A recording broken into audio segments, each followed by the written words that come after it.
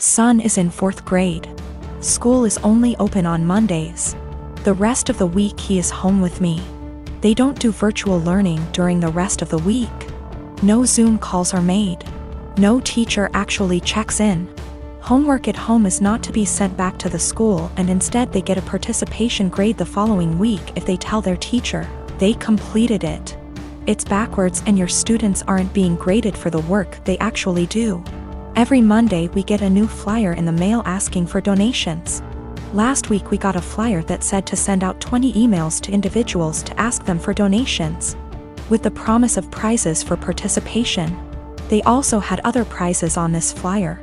Basically, the more people who donate using your name, the bigger the prize you get. My son wanted the headphones prize. Nowhere on the flyer did it say how many donations was needed.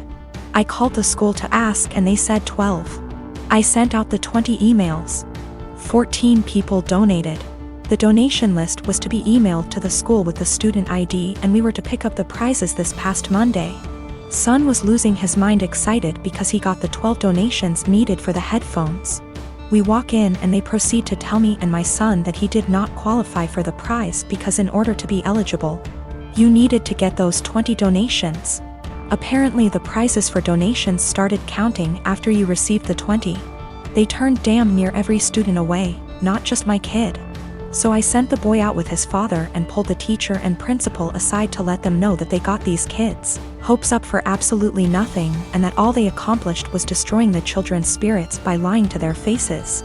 I then told them that I was told by the secretary that he only needed 12 donations for those headphones. They said, "Sorry you feel that way. This is just how things are right now due to COVID." So I responded with, "Oh, so lying to students and breaking their spirits is okay because of COVID? Failing to provide virtual learning for the rest of the week like other schools is okay because of COVID? Asking for donations when the kids are only here once a week must be okay, too, right?" I then walked out. Well, my son got the headphones in the mail today with a note from the superintendent that said, "I'm very sorry for the actions of the school system and the confusion formed around the donation drive. We are trying to work with the families, not turn them away. Please accept this as an apology." My son is over the moon. My husband says that I was being a Karen and that we should have just dropped it because it teaches our son that life isn't fair, and that I now look like an helicopter parent. Tim and I met in an English literature class our junior year of college, and we've been together the 10 years since. While he ended up going into IT, I stayed in the liberal arts track and ended up doing non-profit work after college when I realized I didn't actually want to be a school teacher. Just to say that we always assumed he'd out-earn me by a considerable margin. Though when he made more, I always insisted we split things evenly to avoid potential resentment down the road. I've had sort of a non-linear career path, but ended up switching to the corporate world. To make a long story short, my liberal arts degree and time doing non-profit work gave me a lot of skills that enable me to really excel professionally in some more niche areas. I recently started a new job as a consultant, making way more than I'd ever anticipated. When I got the offer, I told Tim that the pay was amazing, but he didn't ask about the actual amount, and I didn't want to be braggy about it, especially since I was fairly sure it was above his current income. Well, we just put in an application for a new place, and in the process of having to submit our pay stubs, it's become obvious that I make roughly 30% more than he does now. I expected him to think that was cool, since he's a feminist and has always been super supportive of my career. But instead he started to make increasingly harsh jabs about how I cheated the system to get where I am. That no English Lit major makes more than a cybersecurity professional without cheating somehow. His major point is that I got my first job out of nepotism, which set me up to trample more qualified people who didn't have the same advantages. It's true that I got my first post-college job after being referred by a sorority sister, but it was for non-profit work making $22K /year, not exactly at somebody's daddy's firm. He also points out that at my first corporate job, I snagged a big promotion after volunteering to take on starting up the company's diversity /equity /inclusion program, and I'll admit that were I a white man, it's highly unlikely I would have been able to be the face of the eventually high-profile diversity program. Tim also notes that I was awarded a small college scholarship for being a promising female writer, when no such scholarship existed for males. But all that said, I still don't feel like I cheated the system, and it makes me angry to listen to him joke about it. Especially since I grew up blue-collar and worked full-time while going to school full-time to afford my degree. I reached a breaking point yesterday when he made a crack about how the new / first woman on his team is an obvious diversity hire. I told him that his jokes about women cheating the system to get ahead aren't funny or guy talk ribbing, as he says. They make him sound like an insecure little boy. He told me I was being a naive Karen and we haven't really talked since yesterday. My husband and I have been married for 21 years. We have 2 adult children, one is in college out of state and the other is in the Navy. When we first got married, my husband was in Navy and we spent the first 10 years of our marriage moving from place to place, wherever his new duty station was. I found it hard to make friends, and I could not keep a job, so I made a difficult decision and decided to be a som. When he got out of the Navy 11 years ago, he took a job and we moved.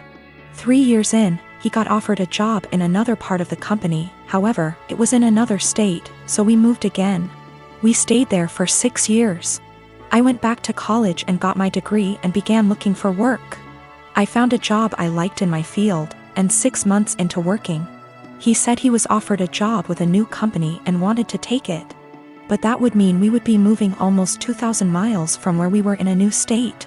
I reluctantly agreed because the new state would have more job opportunities for me and we would be closer to our family, which is something that we have not had in many years. Last night my husband came up to me and said that there was a job opening in his company and he wanted to apply for it. It would mean a pay raise and better hours, but the caveat would be that we have to move again. We have been living in our new state for 3 years. I love it here. I have an amazing job and I am making great money. I finally have friends and am able to socialize. I told him that I am not moving again. Anytime we have to move, he always leaves first and I end up being responsible for selling / packing the house. And I am not doing that again.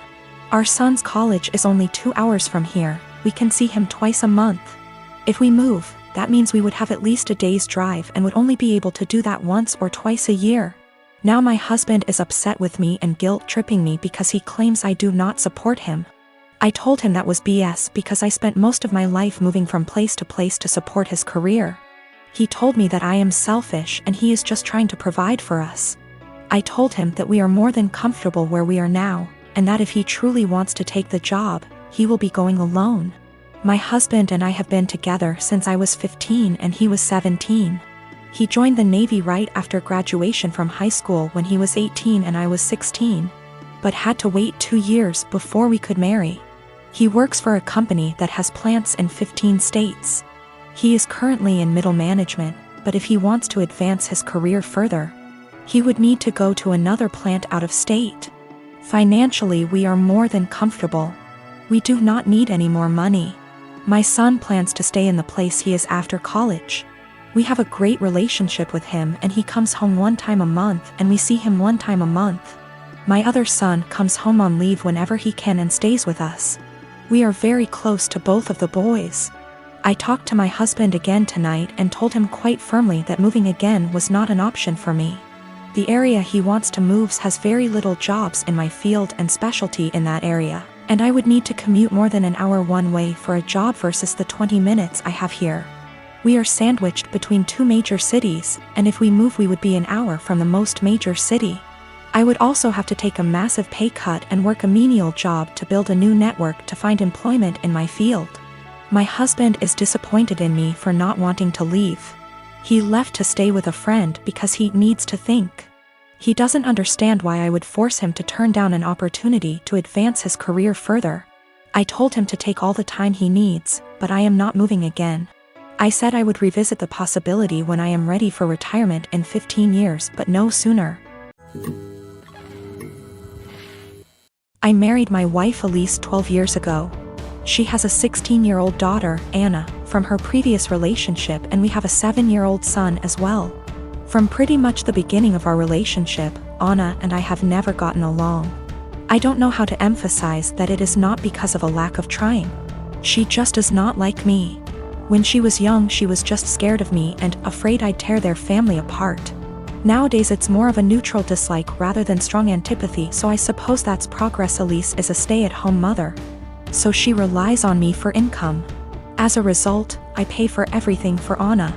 Food, clothes, volleyball fees, field trips. I take an interest in her hobbies. I go to her games.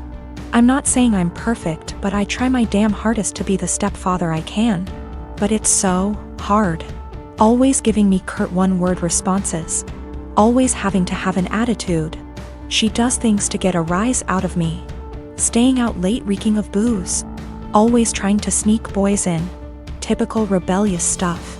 But I always let her know I love her and I'm there for her in hopes of her shithead teenager phase passes. The opposite is true for her biological father. She adores him. Can't tell you why. He never goes to her games, always makes excuses for why he doesn't want to see her. He forgot her birthday last month and she cried herself to sleep. Well anyways, Friday, I came to her room to check her phone and read her messages, not a permanent thing. But she's been caught sneaking out twice in the last month, so this is her punishment. I ask for the phone, she says, "No, I'm tired of you checking my shit, leave me alone." I tell her I'm not asking again and she goes, "Just off already. You're not my real dad. You never have been. Stop acting like you can tell me what to do," before getting up and slamming the door. Like I said, guys, I'm tired. Tired of the blatant disrespect. Of being the verbal punching bag while still providing more for her than anyone else in her family. We haven't really talked since until this morning during breakfast. She asked if I could pay for her plane tickets so she could see her boyfriend cross-state. Like I said, her mom doesn't work and her dad is a POS, so I normally would be the one to cough up the money. Not this time.